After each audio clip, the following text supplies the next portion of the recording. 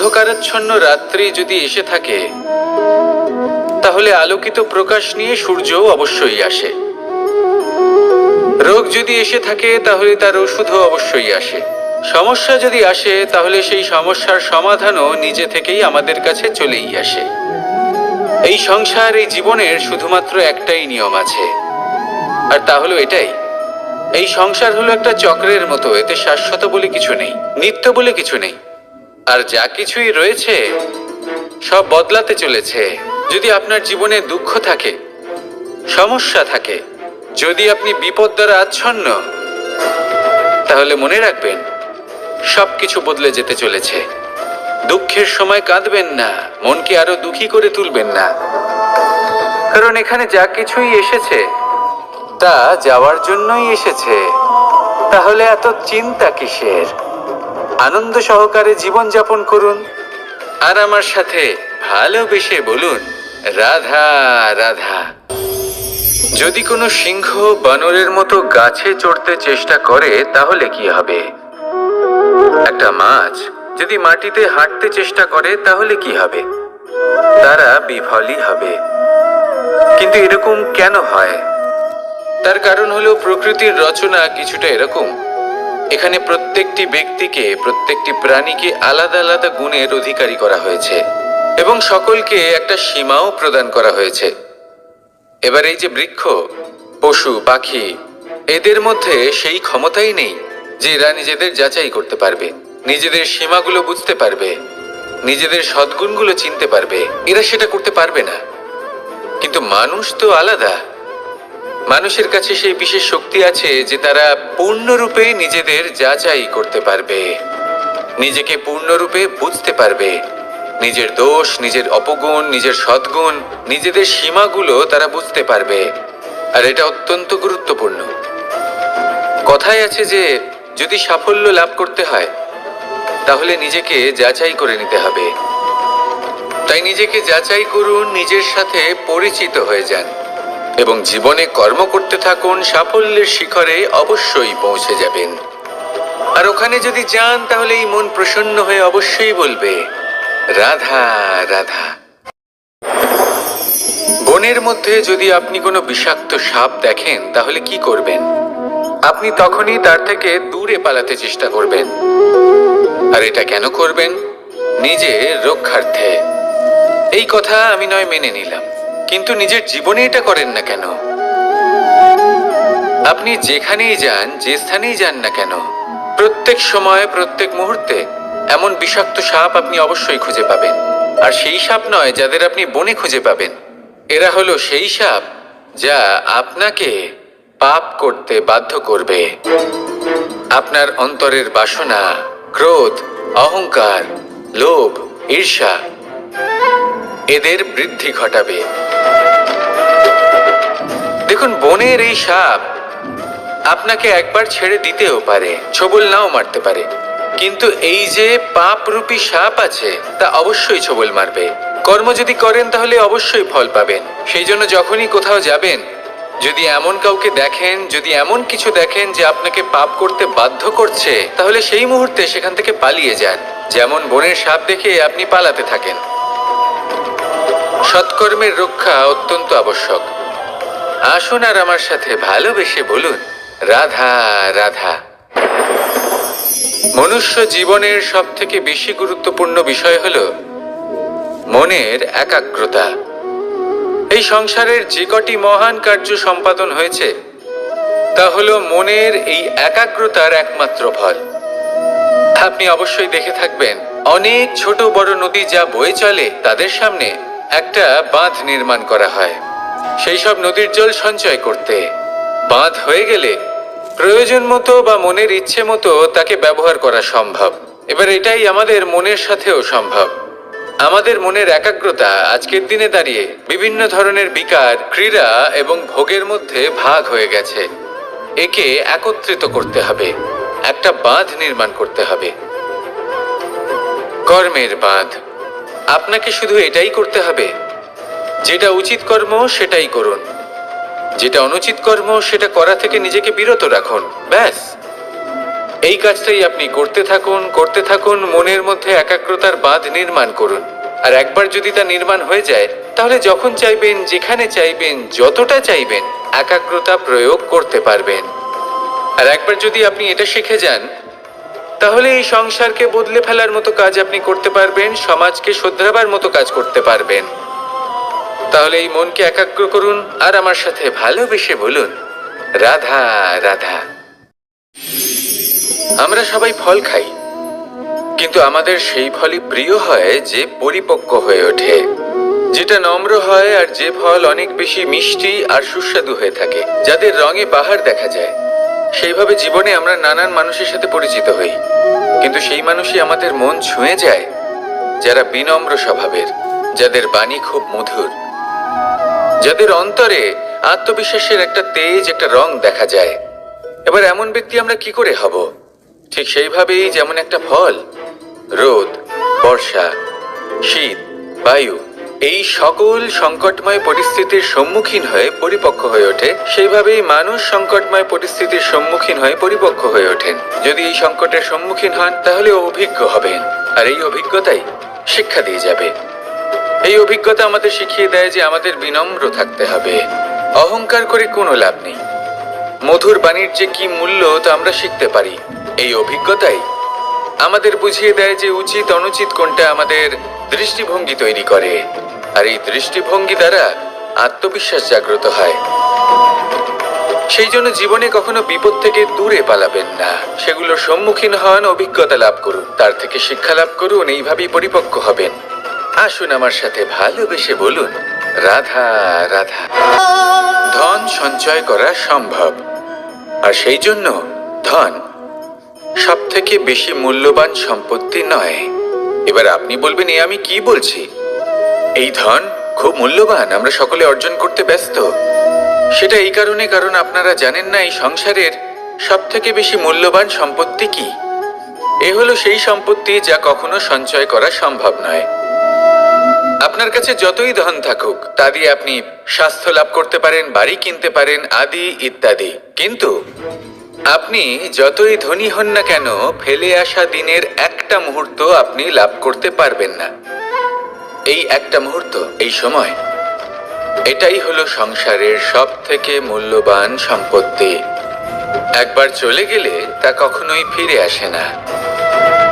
আর এই মুহূর্ত যতই চলে যাক না কেন, আমরা স্মৃতির মাধ্যমে সেগুলি যাপন করতে পারি, তার আনন্দ উপভোগ করতে পারি। আর যার সাথে আমরা সময় অতিবাহিত করেছি, তার স্মৃতিতে আমরা চিরকাল জীবিত থাকতে পারি।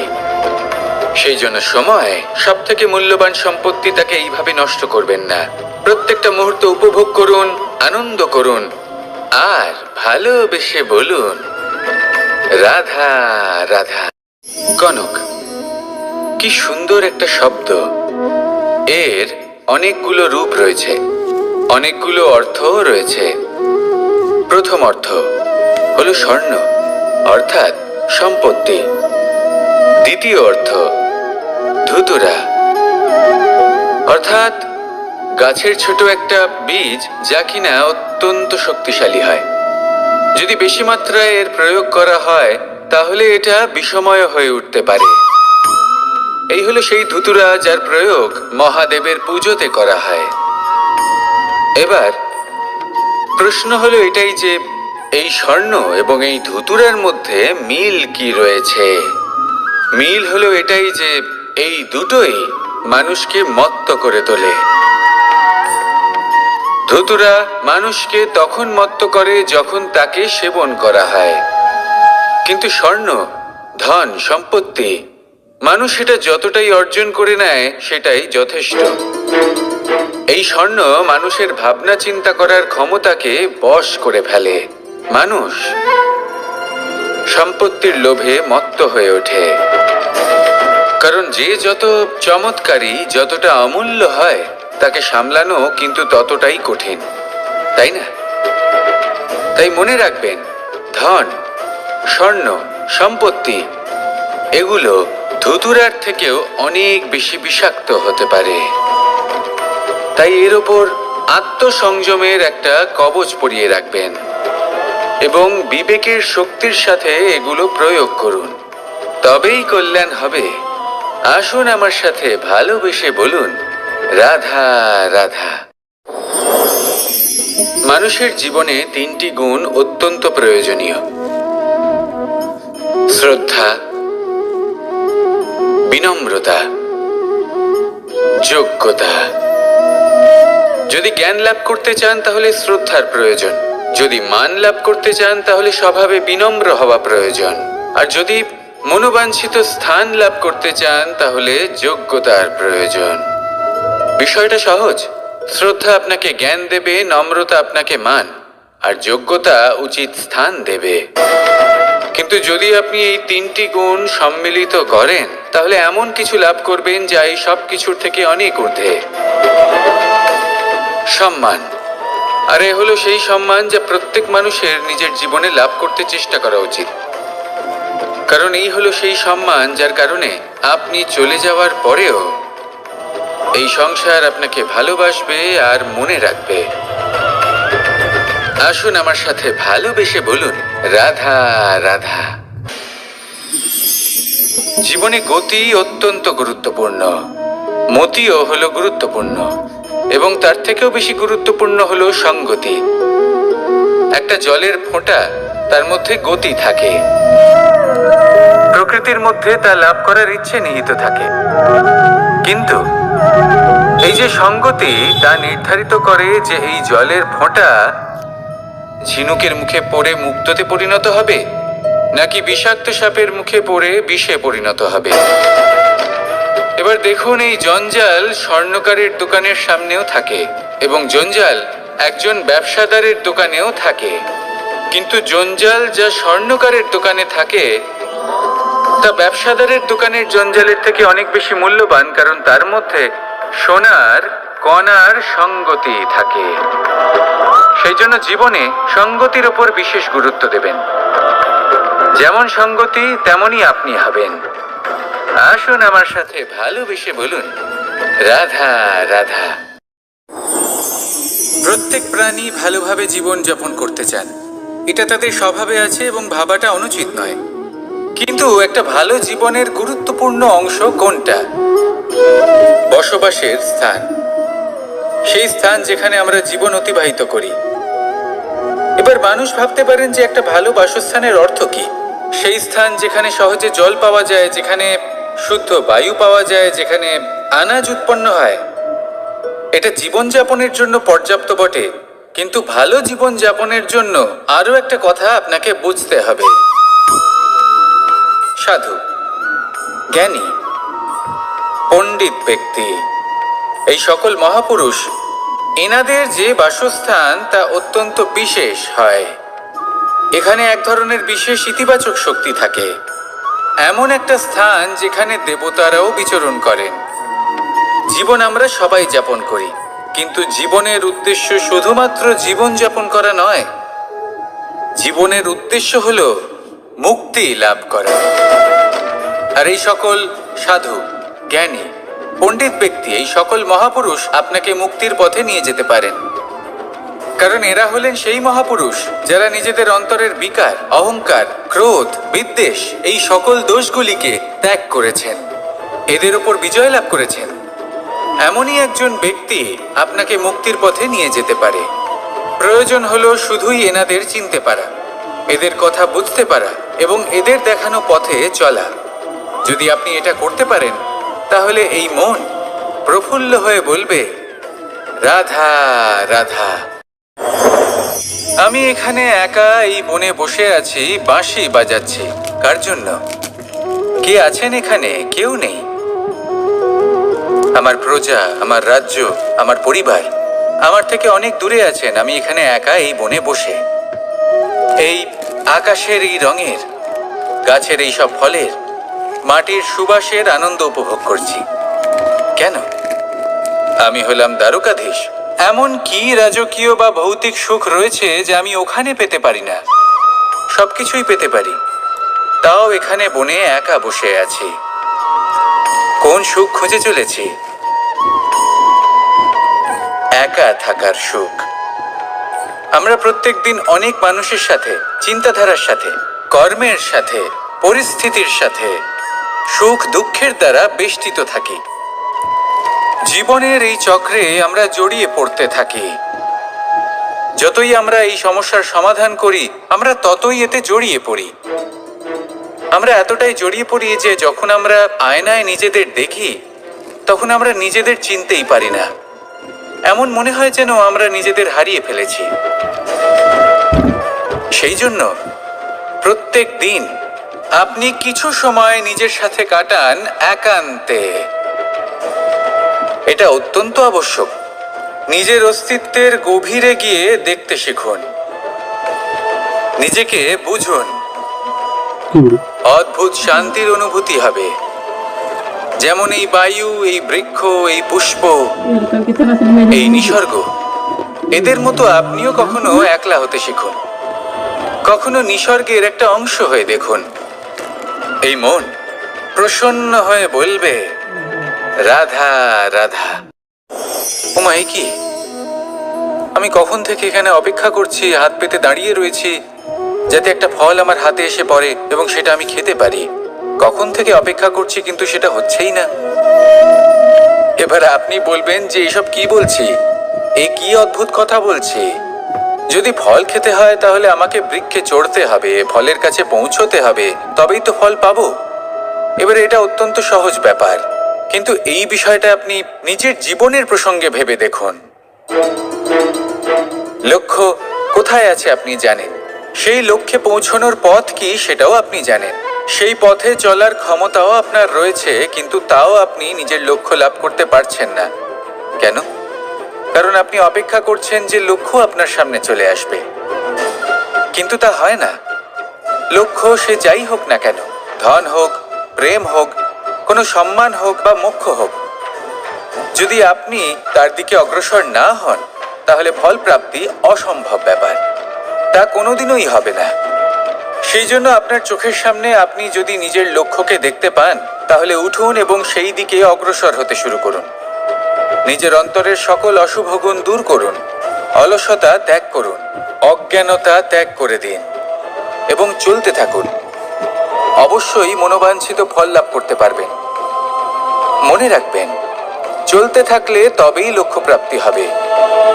অপেক্ষার দ্বারা শুধুমাত্র মৃত্যু লাভ হবে।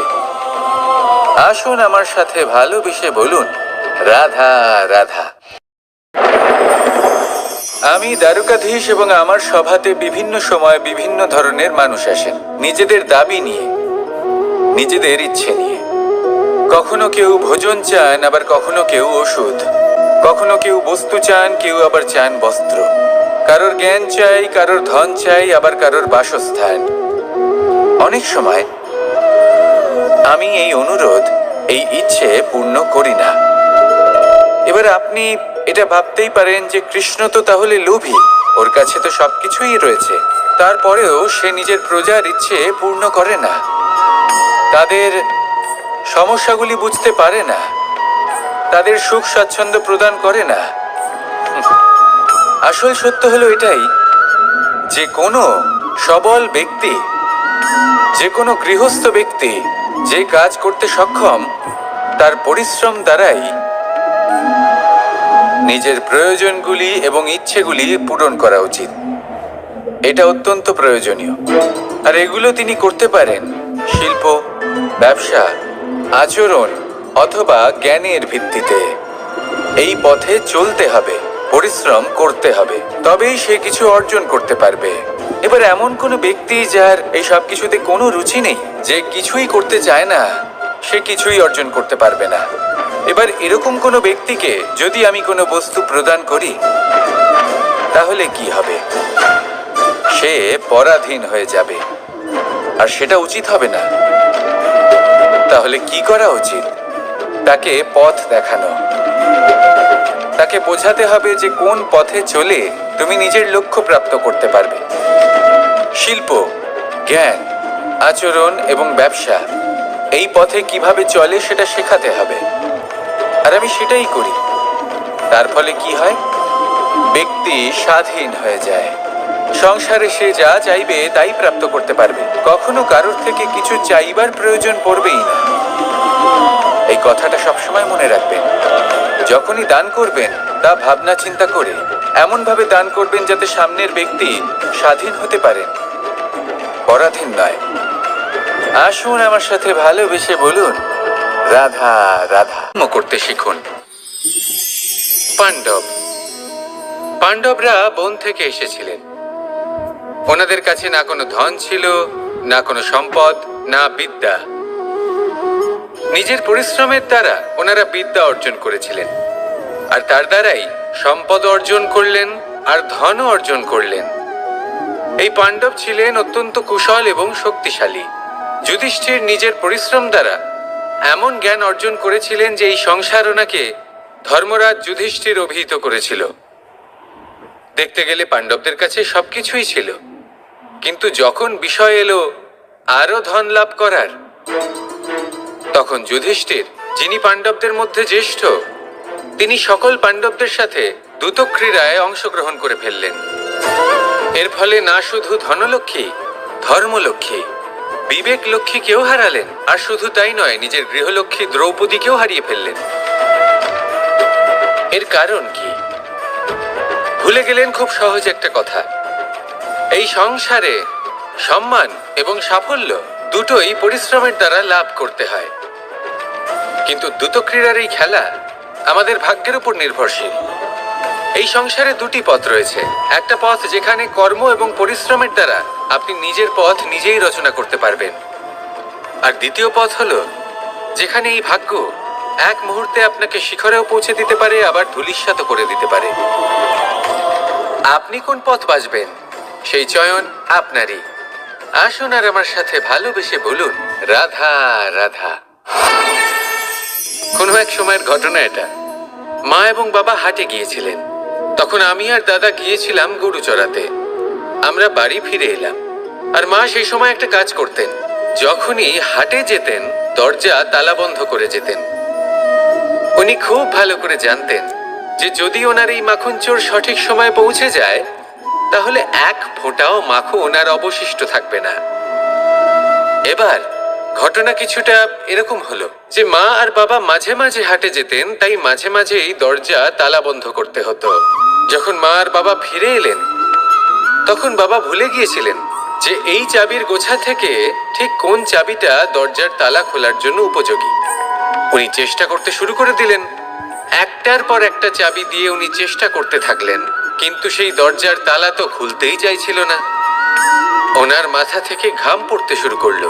তখন মা বললেন যে তালা ভেঙে দেওয়া যাক। মা চলে গেলেন, আর বাবা বললেন না না দাঁড়াও, আর কিছু চাবি বাকি আছে, এটা হয়তো খুলতে পারবো। মা হাতুড়ি নিয়ে চলে এলেন সেই তালা ভাঙার জন্য, আর তখনই বাবা শেষ চাবিটা প্রয়োগ করলেন আর দরজার তালা খুলে গেল। যদি উনি চেষ্টা না করতেন তাহলে এই তালাটাও ভেঙে যেত আর চাবিটাও নষ্ট হয়ে যেত, ঠিক কিনা? এবার এই ঘটনাটা আমি দেখেছিলাম, আর আমার মনে হলো যে কখনো কখনো এই চাবির গোছার মধ্যে থেকে শেষ চাবিটাও কিন্তু জীবনের দরজা খুলে দিতে পারে। সেজন্য আপনি যদি জীবনে সাফল্য লাভ করতে চেষ্টা করেন, নিজের লক্ষ্যে পৌঁছতে চান, তাহলে হার মানবেন না। হয়তো দেখবেন আপনার পরবর্তী প্রচেষ্টা বা এই অন্তিম প্রচেষ্টা আপনাকে সাফল্যের পথে নিয়ে গেল। তাই নিরন্তর প্রচেষ্টা করতে থাকুন, জীবনে সাফল্য লাভ করুন। যজ্ঞের আগুনকে শুভ বলে মনে করা হয়, আর সেখানেই চিতার আগুনকে অশুভ মনে করা হয়। এমনটা কেন হয়? এখানে বিষয়টা হলো লক্ষ্য, বিচার এবং সঙ্গের। যখন আমরা যজ্ঞ করি তখন আমাদের লক্ষ্য কি হয়? পরিবেশকে আরো পবিত্র করে তোলা, ইতিবাচক করে তোলা। আমাদের লক্ষ্য শুভ হয়। তারপরে আসে বিচার। এই পরিস্থিতিতে সেই বিচার হলো অগ্নি। স্ফুলিঙ্গ থেকে তীব্র আকার ধারণ করে সমস্ত কাঠকে পুড়িয়ে দেয় এবং সুগন্ধ ছড়িয়ে দেয়। অর্থাৎ যদি আপনার লক্ষ্য শুভ হয় তাহলে তার নিজেই শুভ বিচারধারাকে আমন্ত্রণ জানায়। এই শুভ বিচার তখনই আসবে যখন আপনার সংকল্প শুভ হবে। অন্যদিকে হলো চিতার আগুন। এর লক্ষ্য কি? একটা দেহকে পরধামে পৌঁছে দেওয়া। সবার শেষে সবকিছু আপনার উপরে নির্ভরশীল যে আপনি কোনটা চয়ন করতে চান। আপনার লক্ষ্য যদি শুভ হয় তাহলে আপনার বিচার এবং সঙ্গতি আর তার পরিণাম সবই শুভ হবে। আসুন আর আমার সাথে ভালোবেসে বলুন, রাধা রাধা। এই সংসারের প্রত্যেক বস্তুর, প্রত্যেক পরিস্থিতির, প্রত্যেক আবেগের দুটি দিক আছে। এর মধ্যে পার্থক্য করা সম্ভব শুধুমাত্র দৃষ্টিভঙ্গির দ্বারা। যদি কোনো ব্যক্তি পর্বত শিখরে দাঁড়িয়ে থাকেন তাহলে উনি এটাই দেখতে পাবেন যে এই জলের ধারা সমুদ্রের দিকে বয়ে চলেছে। আরেক ব্যক্তি যিনি সমুদ্রের কাছে দাঁড়িয়ে আছেন তার এটাই মনে হবে যে এই জলের ধারা সমুদ্রের দিকে আসছে। এখানে বিষয়টা হলো দৃষ্টিভঙ্গির, আর এটাই সময়ের সাথেও হয়ে থাকে। অনেক সময় মানুষ চিন্তিত হয়ে পড়েন, ত্রস্ত হয়ে পড়েন যে তার কাছে হয়তো খুব কম সময় আছে, তাতে তিনি অনেক কিছুই করতে পারবেন না, আর একটু সময় থাকলে খুব ভালো হতো। তিনি এইভাবেও ভাবতে পারেন যে অল্প হলেও সময় বাকি তো রয়েছে, অর্থাৎ যা অবশিষ্ট আছে তাকে সংরক্ষণও করা সম্ভব, তাতে জীবন যাপনও করা সম্ভব। আর এটা নির্ভর করছে আপনার উপর। তাই দৃষ্টিভঙ্গি ইতিবাচক রাখুন। জীবনে দুই ধরনের আবেগ রয়েছে যার কোনো মূল্য নেই। আমার কথার অর্থ এটা নয় যে এদের কোনো গুরুত্ব নেই, গুরুত্ব যথেষ্টই রয়েছে, শুধু এদের জন্য আপনাকে কোনো মূল্য দিতে হয় না। প্রথম আবেগ হলো আনন্দ, প্রসন্নতা। এটা আপনি যে কোনো জায়গায় খুঁজে পেতে পারেন যদি আপনি খুঁজে পেতে চান। আপনি কোনো পুষ্পের সৌন্দর্য দেখে প্রসন্ন হতে পারেন। বায়ুর কারণে যখন একটি বৃক্ষ শিহরিত হয় সেটা দেখে আপনি প্রসন্ন হতে পারেন। একটা ছোট্ট শিশুর কলরব শুনেও আপনি প্রসন্ন হতে পারেন। একটা ক্রন্দনরত বালককে হাসিয়ে আপনি প্রসন্ন হতে পারেন। সবকিছু আপনার উপর নির্ভরশীল। সেখানে আরেকটি আবেগ হলো দুশ্চিন্তা। মানুষ বড়ই দুশ্চিন্তা করতে থাকে। আজ আমি এই কাজ করেছি, সেই বিষয়ে চিন্তা। আজ আমি এই কাজ করতে পারিনি, সেই বিষয়ে চিন্তা। কাল আমাকে এই কাজ করতে হবে, সেই নিয়ে চিন্তা। আমি কি সেই কাজটা করতে পারবো, সেই বিষয়েও দুশ্চিন্তা। চিন্তা সর্বত্র রয়েছে, যার জন্য মূল্য দিতে হয় না। যত চান আপনি একত্রিত করতে পারেন। একটা গুরুত্বপূর্ণ কথা মনে রাখবেন, প্রসন্নতা জীবনের একটা নতুন সূত্রপাত। সেখানে দুশ্চিন্তা হলো জীবনের চিতার সমান। এবার এই দুটি আবেগ হলো মূল্যহীন, দুটোই আপনার সামনে আছে। কোনটা চয়ন করবেন আপনি, দুশ্চিন্তা নাকি প্রসন্নতা? সিদ্ধান্ত আপনারই। আসুন আর আমার সাথে ভালোবেসে বলুন, রাধা রাধা। ধন, সম্পত্তি, এগুলো আসলে কি? এগুলো শুধু সেই মূল্য যার দ্বারা আমরা কোনো কিছু অর্জন করতে পারি। এবার এই ধনের দ্বারা এই সংসারে অনেক কিছু লাভ করা সম্ভব, কিন্তু সেই সব কিছুই শুধুমাত্র ভৌতিক বস্তুই হবে, ভৌতিক সামগ্রী, ভৌতিক সুবিধা। অর্থাৎ আপনার কাছে যতই ধন থাকুক তা আপনাকে শান্তির ঘুম এনে দিতে পারবে না, আপনাকে জীবনের বাস্তব সুখের অনুভূতি লাভ করাতে পারবে না, কারণ এগুলো ভৌতিক ধন। এই ভৌতিক বস্তুই অর্জন করাতে সক্ষম। বাস্তবিক ধন কি? যদি এই প্রশ্ন আপনার মনে আসে তাহলে তার উত্তর আমি আপনাকে দেব একটা উদাহরণের মাধ্যমে। কখনো আপনি শুনে থাকবেন যে একজন পিতা আজীবন অনিষ্ট করেন, অনর্থ করেন, খারাপ কাজ করেন শুধু ধন অর্জনের জন্য। তিনি ভাবেন যে আমি ধন অর্জন করব আর নিজের সন্তানকে একটা উজ্জ্বল ভবিষ্যৎ প্রদান করব, একটা সুখ স্বাচ্ছন্দ্যময় জীবন দান করব। এবার সন্তান যখন জন্ম লাভ করে তখন সে ভাগ্যের জোরে সেই ধন ভোগ করে। যেরকম সে পায় সেরকমই তার ব্যবহার সে করে। কখনো আপনি এটাও দেখে থাকবেন যে সেই সন্তান সমস্ত ধন নষ্ট করে ফেলে, আর সেই পিতা যিনি সমস্ত ধন সঞ্চয় করেছেন, যিনি সেই ধনের প্রভু, আজ সেই ধনের প্রহরী হয়ে রয়েছেন। এবার এরকম কেন হয়? এরকম তখনই হয় যখন সেই পিতা বুঝতেই পারেন না যে তার জীবনের আসল ধন কি। সেই আসল ধন তার সন্তানকে সে দিতেই পারে না।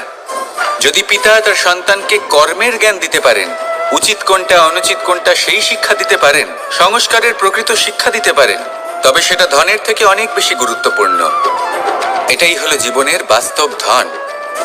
আপনি সেই কথা তো অবশ্যই শুনে থাকবেন কুসন্তান হলে ধন সঞ্চয় করে কি হবে, সুসন্তান হলে ধন সঞ্চয় করে কি হবে? সন্তান যদি কুপুত্র হয় তাহলে সব নষ্ট করে ফেলবে, আর সন্তান যদি সুপুত্র হয় তাহলে ধন থাকুক না থাকুক সে নিজেই কর্মের পথে অগ্রসর হয়ে ধন অর্জন করবে আর নিজের জন্য এক উজ্জ্বল ভবিষ্যৎ গড়ে তুলবে। তাই সন্তানকে সম্পদ দেওয়ার আগে কর্মের জ্ঞান দান করুন, সুশিক্ষা দিন, কারণ এটাই হলো জীবনের প্রকৃত ধন। আসুন আর আমার সাথে ভালোবেসে বলুন, রাধা রাধা। একবার একটা শেয়াল বনে বিচরণ করছিল। ও একটা ছোট্ট শাবক দেখতে পেল। ও ভাবলো, আজ একেই আমি খাবার হিসেবে গ্রহণ করব। আশেপাশে দেখলো কেউ দেখছে না তো, কেউ ছিল না, আর সেই শাবকের উপর আক্রমণ করলো, যা হলো একটা ঘোর অপরাধ। বনের নিয়ম অনুসারে আপনি কখনোই শাবকের উপর আক্রমণ করতে পারেন না। তারপর এই খবরটা যখন রাজা সিংহ জানতে পারলেন, সভার আয়োজন করলেন। কিন্তু সেখানে শেয়াল বলল, আমি তো এরকম কিছু করিনি, কিন্তু যদি আপনি এরকম বলেন কোনো প্রমাণ দিন, এর কোনো সাক্ষী আছে?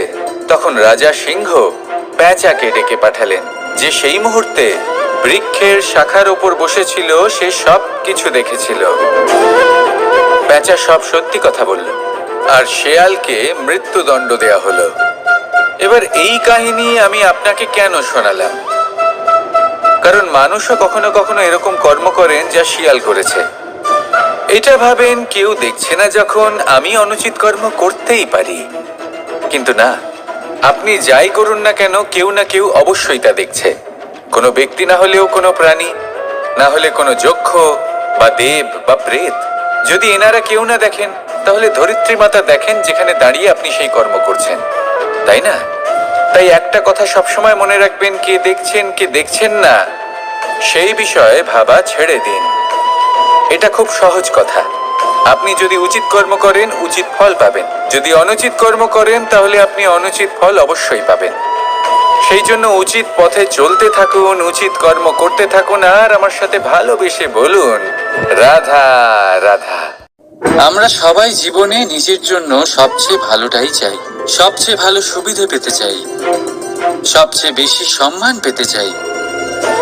কিন্তু সবার পক্ষে এই সব পাওয়া কি সম্ভব? হ্যাঁ, নিশ্চয়ই। শুধু একমাত্র বাধা সময়। আমাদের জীবনের কোনো স্থায়িত্ব নেই। তাই যদি সময়ের সদ্ব্যবহার করেন, তাহলে একটু সুবিধে হতে পারে। এবারে দেখুন, যাদের সবসময় স্বপ্ন দেখতে ভালো লাগে, তার জন্য রাত্রি কম পড়ে যায়। আর যারা স্বপ্ন পূরণ করতে চান, তাদের জন্য দিন কম পড়ে যায়। যারা সম্মান পেতে চান, তাদের জন্য সব সময় পরোপকার কম পড়ে যায়। আর যারা জ্ঞান অর্জন করতে চান, তাদের জন্য মনোসংযোগ। জীবনে যদি নিজের লক্ষ্যে পৌঁছতে চান, তবে সময়ের বিভাজন আপনাকে ঠিক করতেই হবে। মনে রাখবেন, রাধা রাধা। লোকে বলে জীবনে মেলামেশা করা অত্যন্ত আবশ্যক। এতে সম্পর্কের আধারও হয়, আবার ব্যবসাও চলে। কিন্তু সবচেয়ে বেশি গুরুত্বপূর্ণ হলো ব্যবহার। তাই এই বিষয়ে ভাবুন, আপনার জীবনে কে আপনার সাথে মেলামেশা করবে তা নিশ্চিত করে সময়। আপনি আপনার জীবনে কার সাথে মেলামেশা করবেন তা নিশ্চিত করবে আপনার হৃদয়। আপনি যাদের সাথে মিশছেন, তাদের হৃদয়ে আপনি কতক্ষণ থাকবেন তা নিশ্চিত করবে আপনার ব্যবহার। নিজের ব্যবহার ভালো রাখুন, সব ভালোই হবে। রাধা রাধা। এই ফুল দেখতে পাচ্ছেন আপনি? এটা সেই ফুল যার জীবন এই ডালে শুরু হয়েছিল। দর্শকদের চোখে প্রশংসা দেখল সে, মধুর লোভে মৌমাছিরা এলো, আর তারপর ডাল থেকে ভেঙে নিচে পড়ে গেল সে। কেন? নিয়তি এরকম কেন করলো? ভাবুন, কারণ এই ডালেই ফুল হয়ে থাকাটা এই ফুলের জীবনের লক্ষ্য কখনোই ছিল না। এবার এই ফুল হয় দেবতাদের সজ্জায় ব্যবহৃত হবে, নয় কোনো কন্যার গয়নায় গাঁথা হবে, আর নয় কারোর প্রেম প্রদর্শনের মাধ্যম হবে। দেখুন, জীবনে নিজের লক্ষ্যে পৌঁছতে হলে যাত্রাকে ভয় পেলে চলবে না। নিজের অস্তিত্ব তৈরি করতে হলে তাদের ছায়া থেকে আপনাদের দূরে যেতেই হবে যারা আপনাকে অস্তিত্ব প্রদান করেছেন। এটাই জীবনের নিরন্তর সত্য। রাধা রাধা। আমাদের সকলের জীবনে কখনো না কখনো পাথর দ্বারা আঘাত লাগেই, আর এই সংসারও আমাদের ওপরে কখনো না কখনো পাথর বর্ষণ করে। কখনো আমাদের খারাপ ভেবে, আর কখনো আমাদের অসফল ভেবে, কখনো আমাদের বুদ্ধিহীন ভেবে। কারণ অনেক আছে, কিন্তু এই পাথর দ্বারা আমরা আঘাত পাবো কি পাবো না তা সম্পূর্ণ আমাদের হাতে। হয় আপনি এই পাথরের আঘাত পেয়ে চোখের জলে ডুবে থাকতে পারেন, আর নয়তো যদি আপনি চান তাহলে এই পাথর দিয়ে সেতু বানিয়ে সকল সমস্যার সাগর অতিক্রম করতে পারেন। সিদ্ধান্ত আপনার। এই পাথর এ হলো প্রতীক আমাদের নিন্দার, আমাদের আলোচনার। যে এই আলোচনা নাকারাত্মকভাবে দেখবে সে শুধুমাত্র কষ্টই পাবে, আর যে এই আলোচনাকে নিজের বিকাশের আধার বানাবে সেই সাফল্যের চূড়ায় পৌঁছবে। তাই মনে রাখবেন, আলোচনা আপনার শত্রু নয়, আপনার সবচেয়ে বড় মিত্র। রাধা রাধা। মিষ্টি জল সবার পছন্দ, কিন্তু নোনতা জল কেউ পছন্দ করে না। এইবার ভাবার বিষয় হলো মুক্তো, যা সমুদ্রের গহ্বরেই তৈরি হয়। নোনতা জলের মধ্যে থেকেই প্রতি মুহূর্তে অন্য প্রাণীদের থেকে বেঁচে নিজের অস্তিত্বকে বাজি রেখে ঝিনুক মুক্ত প্রদান করে থাকে। কখনো ভেবেছেন কেন? কারণ সংকটের সম্মুখীন না হয়ে, চরম পরিস্থিতির সাথে না জড়িয়ে আপনার কখনোই সুখ প্রাপ্তি হবে না। তাই নির্ভীক হয়ে সংকটের সম্মুখীন হন, আর আমার সাথে ভালোবেসে বলুন, রাধা রাধা। আমরা সকলেই সময়ের গুরুত্ব বুঝি। সময় আমাদের তৈরি করে, আর সময়ই আমাদের নষ্ট করে দেয়। কখনো ভালো সময় আসে, আর কখনো ভীষণ খারাপ সময় আসে। তবে আশ্চর্যের বিষয় এটাই যে সব জেনেও আমরা সময় নষ্ট করি। মনে রাখবেন, সময় শুধু বয়ে যায়, কখনো ফিরে আসে না। তাই ভালো সময় আসার অপেক্ষায় সময় নষ্ট করবেন না। যাই করবেন আজ, এক্ষুনি, এই মুহূর্তে শুরু করুন। তা সেটা কাউকে আনন্দ দেওয়াই হোক, বা নিজেকে বদলানোর চেষ্টা করা হোক, যাই হোক না কেন, বিলম্ব করবেন না। কারণ সময় শুধুমাত্র তাকেই সঙ্গ দেয় যে সর্বদা সময়কে সম্মান করে। রাধা রাধা। কথায় আছে, সবকিছু সীমা থাকে। মুশকিলের, কষ্টের, সংকটের, অন্ধকারের। যার কোনো সীমা নেই তা হলো কেবলমাত্র কঠোর পরিশ্রমের। আপনি নিশ্চয়ই দেখেছেন, রাত্রি যতই অন্ধকারময় হোক, তারারা পরিশ্রম করে তার সাথে লড়তে থাকে, আর অবশেষে সকাল হয়েই যায়। ঝড়ে পাখিদের বাসা ছিন্ন বিচ্ছিন্ন হয়ে যায়, কিন্তু পাখিরা নিজের পরিশ্রম দ্বারা তা আবার বানিয়ে নেয়। কারণ যা সীমিত তাকে অসীমের কাছে হারতে হয়, আর পরিশ্রম অসীম। রাধা রাধা। প্রবাহিত নদী কত সুন্দর হয়, বলিষ্ঠ হয়। যেদিক দিয়ে বয়ে যায় সেখানে এক নতুন জীবন প্রদান করে, ধরণীকে উর্বর করে, আকাল দূরে রাখে। আর হয়তো এই জন্যই নদীকে মায়ের মতো পুজো করা হয়। কিন্তু আপনি কি কখনো ভেবে দেখেছেন যে নদীর জন্ম কি করে হয়? এ কি শুরু থেকেই এমন বিশাল আর খরস্রোতা হয়? না, বৃষ্টির ছোট ছোট ফোঁটা একসাথে সম্মিলিত হয়ে এক সূক্ষ্ম ধারা তৈরি করে, আর সেই ধারাগুলি পর্বতের বরফ কেটে তাদেরকে গলিয়ে জলপ্রপাত হয়ে ঝরে পড়ে পাথরের সাথে ধাক্কা খেয়ে তারপরেই সে নদী হয়ে ওঠে। ঠিক সেইভাবেই এত সহজে কেউ মহান হয়ে ওঠে না। ছোট ছোট চেষ্টা মিলে এক বিশাল ব্যক্তিত্ব তৈরি করে। তাই জীবনে সর্বদাই চেষ্টা করতে থাকুন। অস্তিত্ব নিজে থেকেই প্রকাশ পাবে। রাধা রাধা। কখনো কখনো আমরা নিজের মা বাবার ওপর কতটা রেগে যাই, মনে করি ওনাদের মন আমাদের দিকেই নেই। আমরা ভাবি ওনাদের কাছে আমাদের কোনো অস্তিত্বই নেই, আর তাই আমরা রেগে যাই।